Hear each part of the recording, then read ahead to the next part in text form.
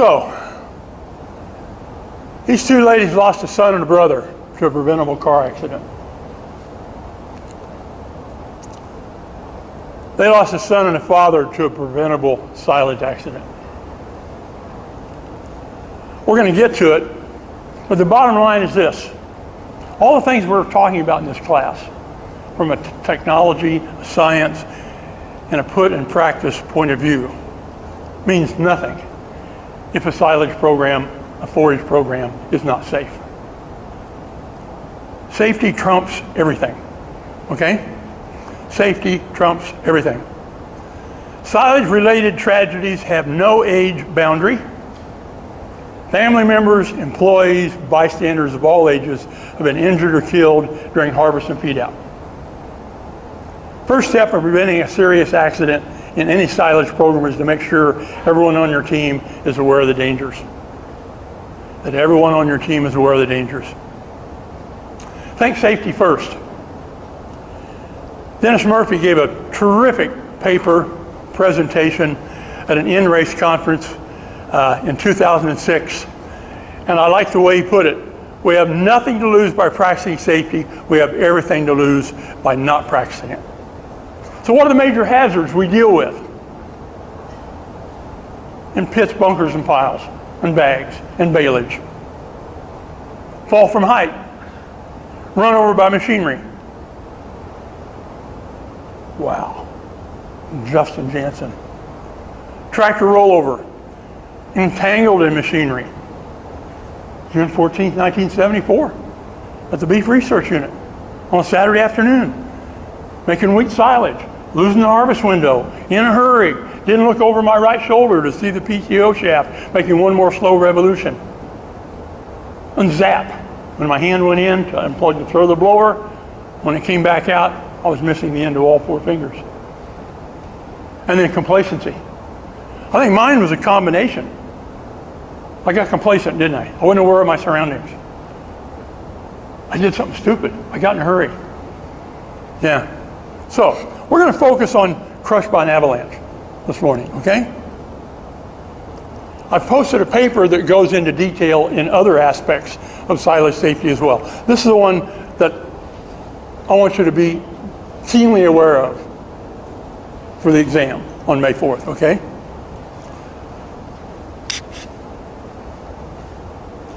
In a split second, where I was standing by the front of that pickup, 28 tons of silage avalanched on that dairy near Wendell, Idaho. Believe me, it was scary. It's the first silage avalanche that I've seen up close and personal of that magnitude. K-State PhD nutritionist had just pulled a sample about 2 minutes before the avalanche. That night at dinner at a restaurant in Twin Falls, Idaho, I said, Dave, do you realize how close you came to dying this afternoon? Do you realize how close you came to dying this afternoon? Avalanches happen, believe it. Near misses happen, believe it. It's an 11 to 12 foot face, upper right, on a feedlot east of Clovis, New Mexico, okay?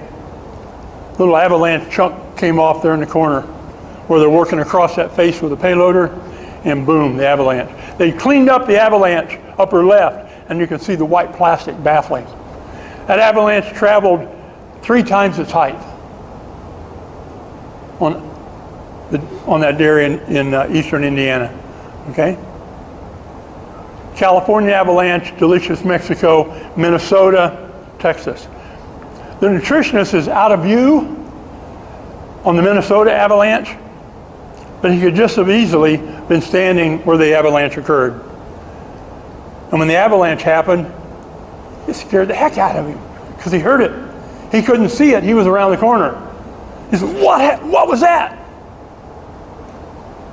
Yeah, it could have got him. Could have got him. Silage avalanche survivors. Only Steve and Rich escaped without serious injury. To try to make her point, Ruthie and I started putting faces with names about a year ago. Faces with names. Nick Schreiner, dairyman, Athens, Wisconsin, December 1999. Nick's a quadriplegic. That's Nick in his wheelchair getting into a vehicle to travel around the farm. I've been in Nick's office. It's a humbling experience. Mac Rickles, dairy nutritionist, Comanche, Texas. His accident was March of 2000. One of my grad students, Steve Soderlund, feedlot nutritionist for Pioneer, Parker, Colorado. Steve had a near miss in July of 2008. Ali, nutritionist in Iran, had a near miss. And of course, our good friend and K-State supporter, Richard Porter, had 3 near misses in his lifetime that you'll hear about. 3 near misses. Richard's gone public with them to try to help us. Okay? At 3:45 on December 3rd, 1999, about 6 tons of haylage in a bunker silo collapsed on Nick Schreiner. Suffered a C6 spinal cord injury, quadriplegic. 12-foot face. He was talking to his nephew who was loading silage with a skid steer. Nick was about 8 feet from the silage. The skid steer was about 10 feet from the silage. And Nick got slammed up against the bucket on the skid steer and broke his neck. Kim Schoonmaker wrote the article on dairy herd management, October 2000. Even though I was standing 20 feet from the face, 12 tons of silage collapsed on me. I didn't hear or see anything. I'd been in silage pits hundreds of times and you just become kind of complacent because nothing ever happens. It took that one time. It took that one time, didn't it? It took that one time. Mac walks with hardly a limp today. Mac's very lucky to be alive. The only reason Mac survived is because of the buddy rule. Because of the buddy rule. The feeder was there and the payloader saw the avalanche, knew where Mac was, ran, frantically dug and pulled Mac out. Got this in an email from Steve. Had a near miss early this year. I was taking a core sample at one of our large dairy customers. I just moved away from the face when a large section just fell off. This was a very well packed pile and had immaculate face management. Immaculate face management. I'm here to tell you we can't predict avalanches. We can't predict avalanches. Personal communication from Professor Ali, University of Tehran, was on the 15th of March 2010. Me and 2 herdsmen went to a large bunker silo, about 8,000 tons. Height was about 6 meters, 20 feet. After visual inspection, we were going out of the bunker when a large avalanche fell on us.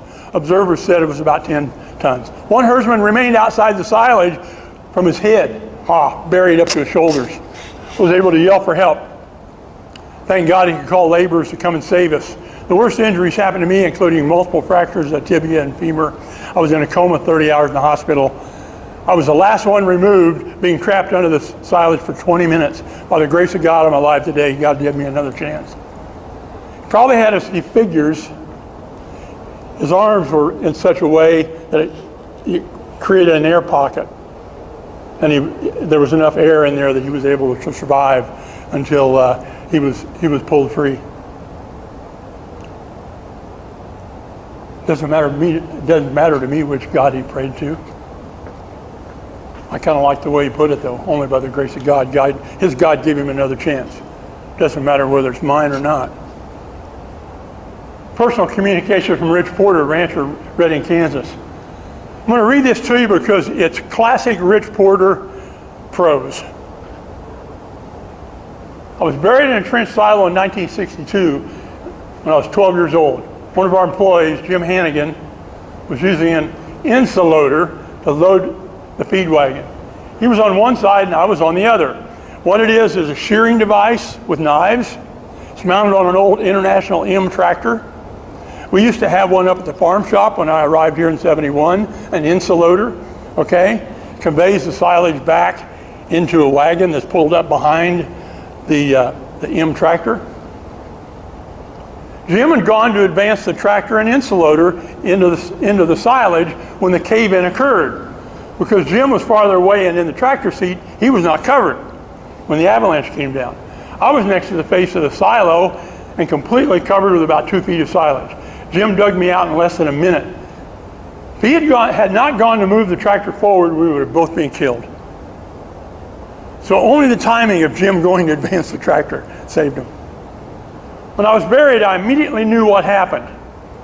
In this near-death experience, I never saw a light, angels, or my life pass before me, as is sometimes reported in near-death experiences. I felt no pain and was in total peace, knowing I would soon be dead.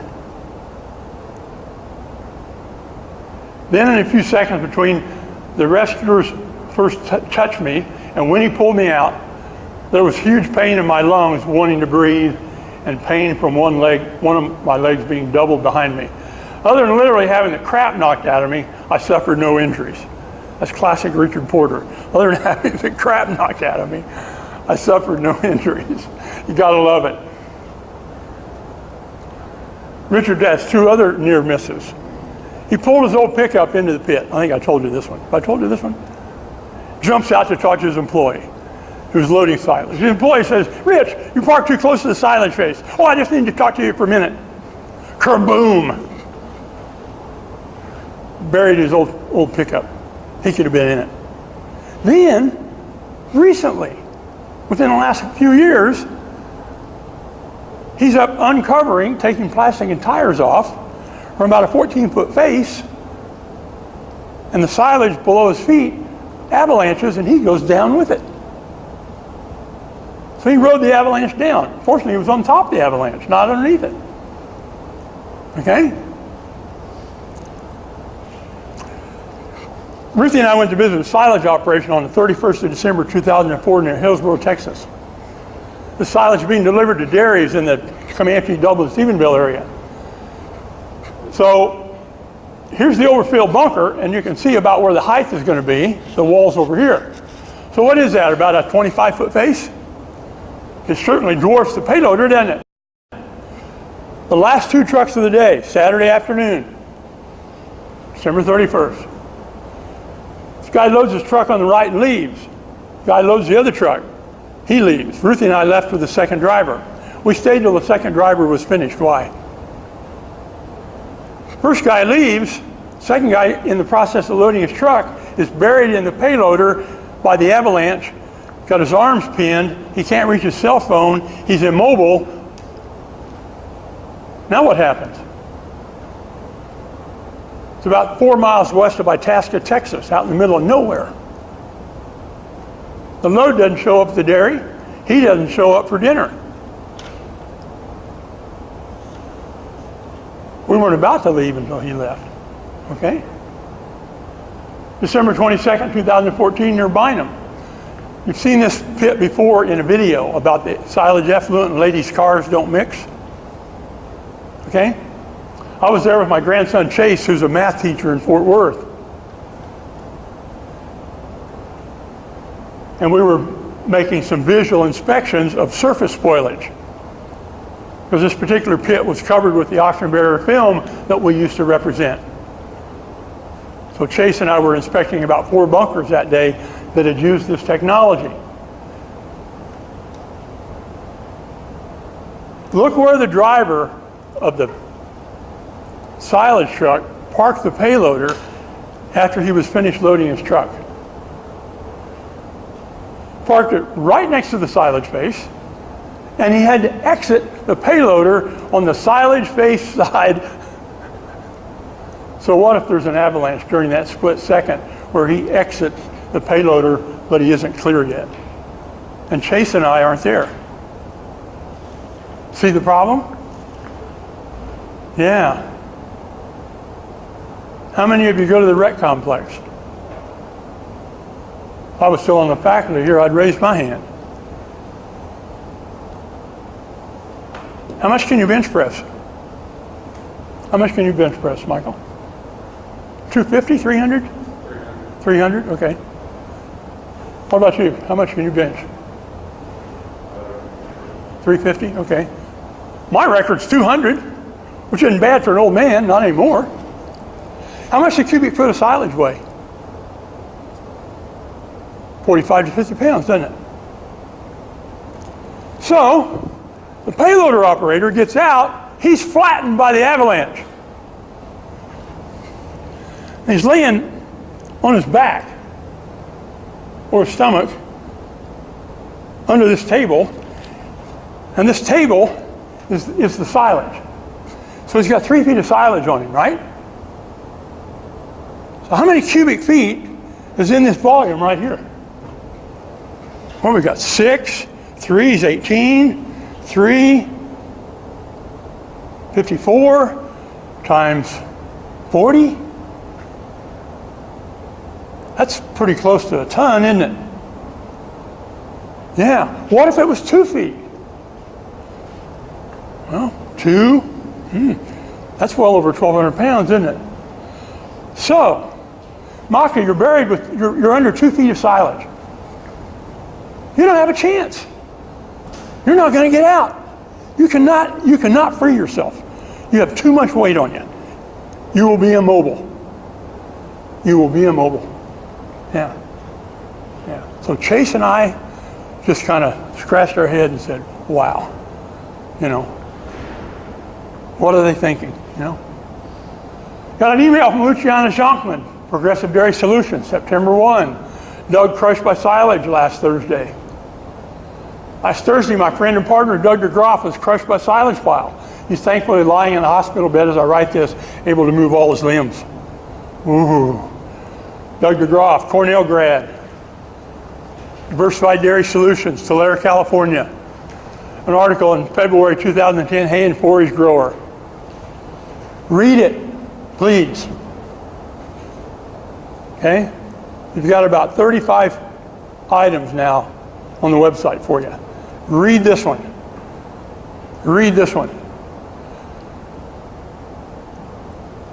Doug DeGroff photographs the silage faces he samples for his records.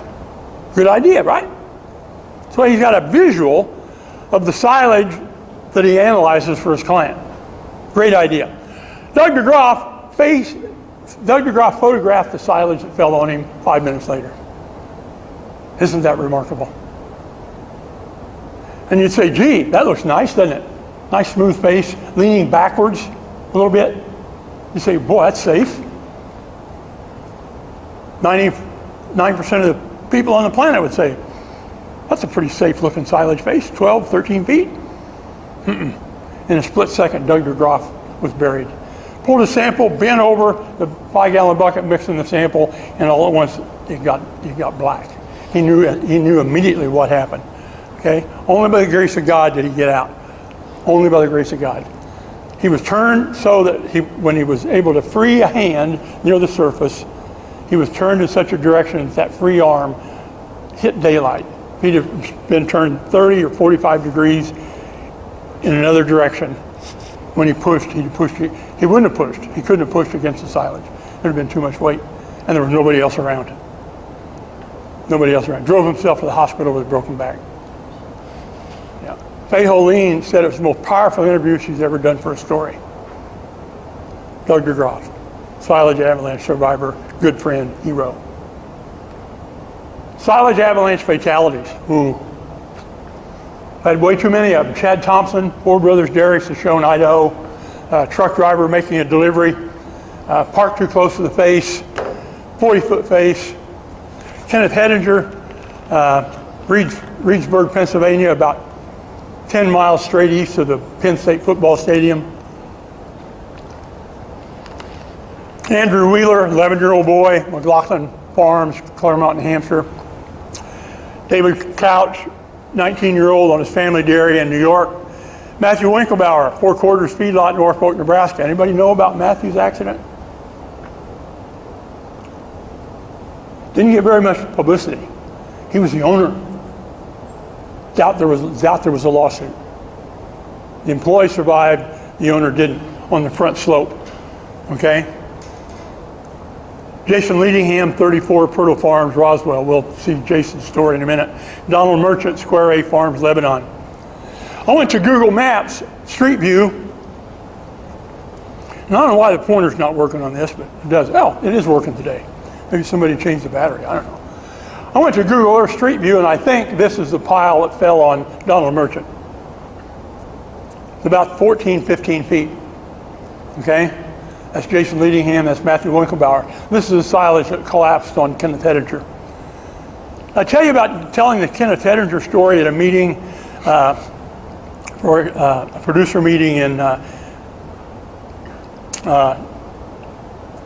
Maine for a company. A group of nutritionists were there. At the break, one of the nutritionists came up with tears running down his cheek, and he said, "I witnessed Kenneth Hettinger's accident." So what had happened, there were two nutritionists and Kenneth, the employee. They'd pulled their samples. They were walking out of the bunker. Kenneth said, "I'm going to pull one more sample." He walked over to the center of the pit. While he's pulling his samples, boom. Down came the silage. This young man said, "I'll never get over it. I'll never get over it." And this is Kenneth Hettinger's story, and that's the sign on the bunker, but it went up too late, didn't it? Horse was out of the barn. Horse was out of the barn. Bunker silo face may collapse. How would you amend that? That silage face doesn't ask for permission to collapse, does it? It might collapse. Silo face might collapse. Matthew Winkelbauer died after he was buried in a large silage pile, bunker 4 quarters, height of the feed-out face of 13 feet. They were on the front slope. It was in October. They were opening the pit. And it collapsed on him. Yeah. The employee was seriously injured. This is the worker in the Street View. And there's the website if you want to get more detail. Square A Farm. Donald was feeding. He got out of the payloader for whatever reason. And stood too close to the silage. And when it avalanched, he was buried. Okay? I was doing a meeting in Lethbridge, Alberta. Got an email from Ruthie. She said, "Check your home page when you get back to the hotel." This was on the home page. Boy buried in feed pile dies. Boy buried in pile of feed for up to 20 minutes. Claremont, New Hampshire.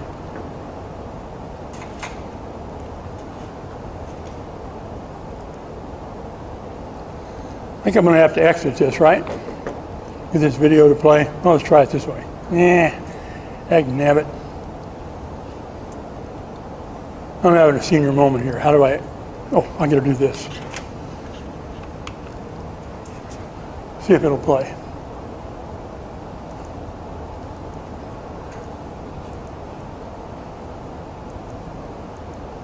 Shoot. Well, it was spring break.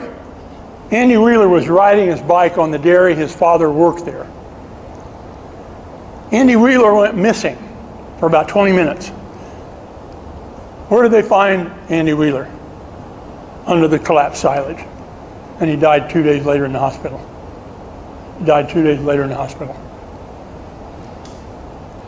Now, if we back up one,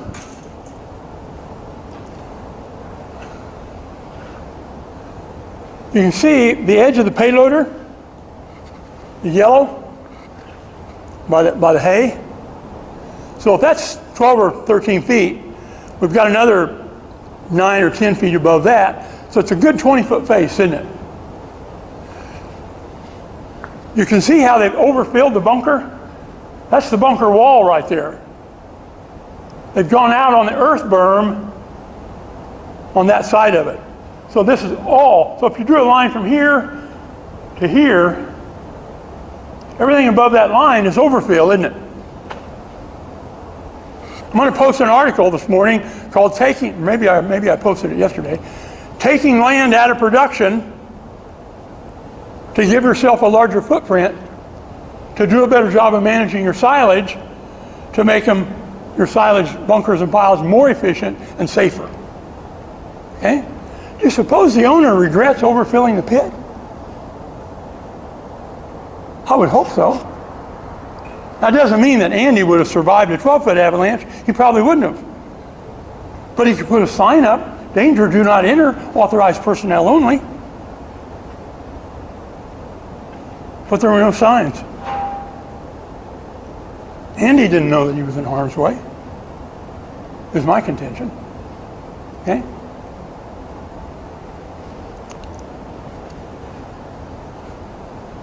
was at Midwest Forage in Wisconsin Dells, second week in January 2014. A friend of mine that works for Cummins said, "Keith, have you heard about the silage fatality in Texas or New Mexico last week?"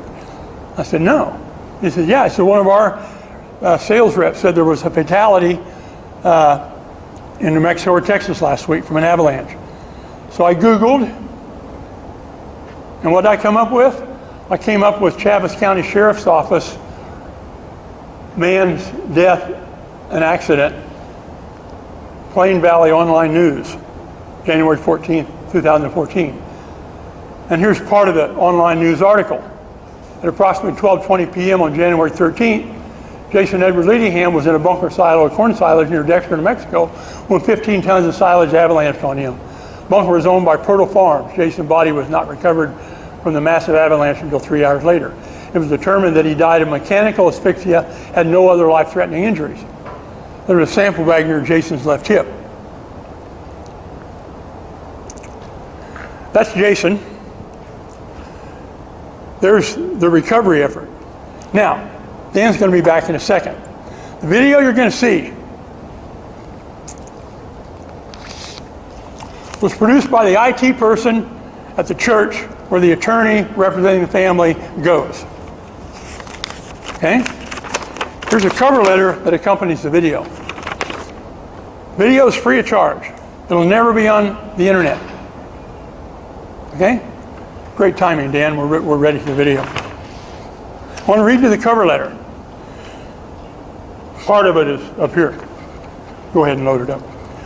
January 13th, okay, the Office of Medical Examiner determined Jason's death with mechanical asphyxia.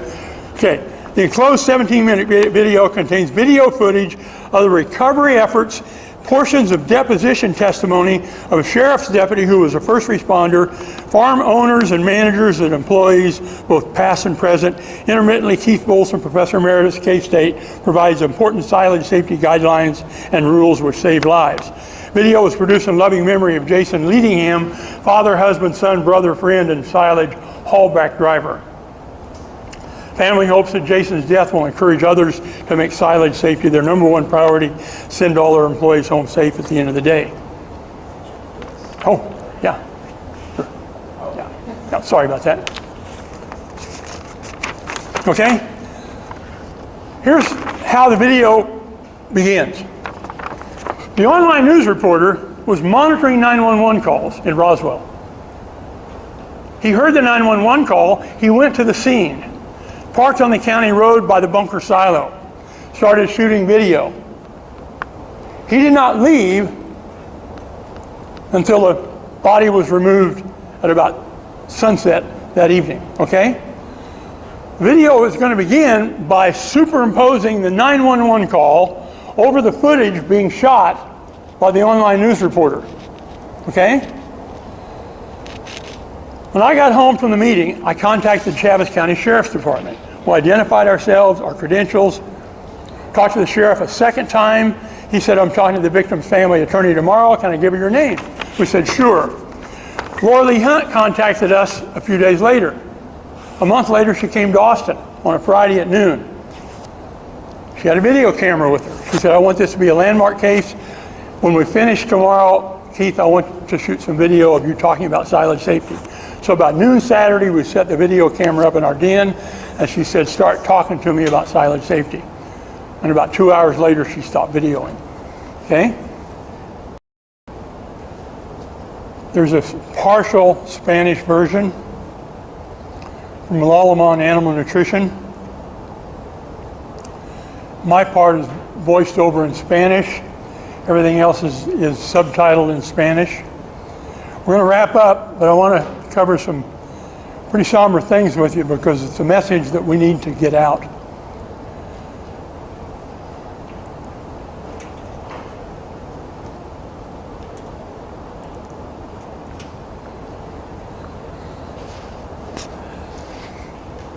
Ruthie and I got to know Lane Leadingham about a year after she lost Jason. Lane said that Ruthie's the first person that she found that could relate to her sorrow. because Ruthie lost her son in an accident a year before we met. January 6th, Ruthie got this email from Lane. I'll try to read it. Thank you, God. Next Friday will be 3 years since Jason's tragic accident. I remember the phone call like it was yesterday. I suppose I really am better, but it still crushes my heart and hurts me to my core. Try to make sense of his death. So far, the video is the only positive that came out of it all. I can never tell you thank you enough, and I know you share the pains in my heart, Ruthie. We loved our boys so much. We miss our boys more than words can express. Hugs to you and Keith.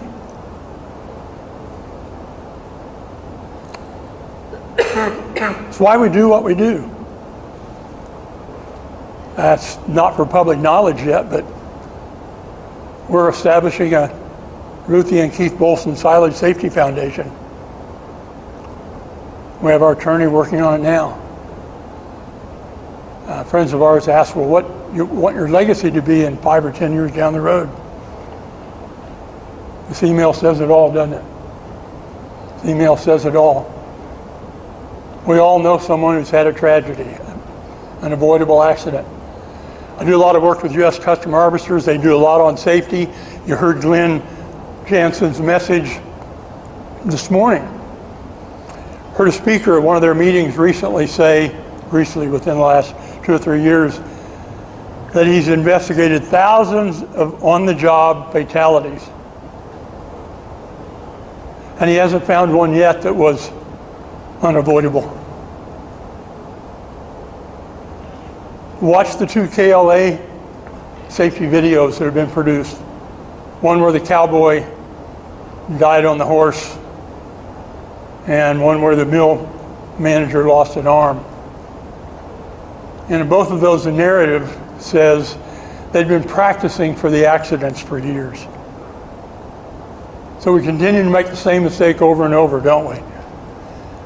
I'd probably been practicing for my accident for a few years without realizing it, because you're always in a hurry, and when the blower plugs, you get frustrated, you lose your concentration, and you become complacent. This is a powerful message. Lane says that Jason has a new job.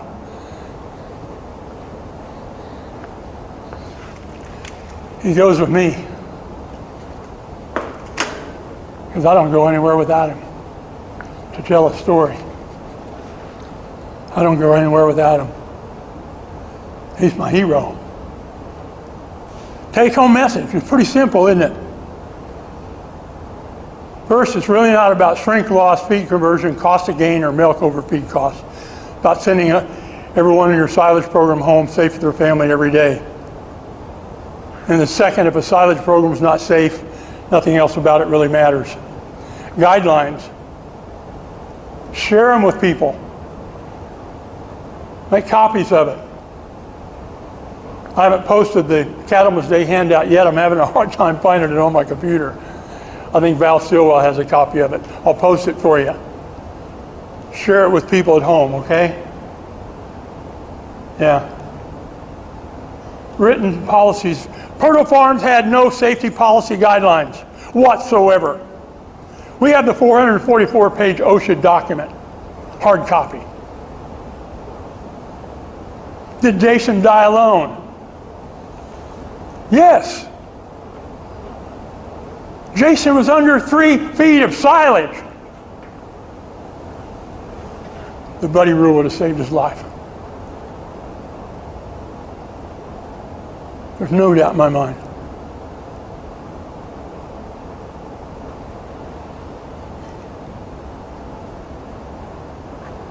Shouldn't be higher than unloading equipment can reach.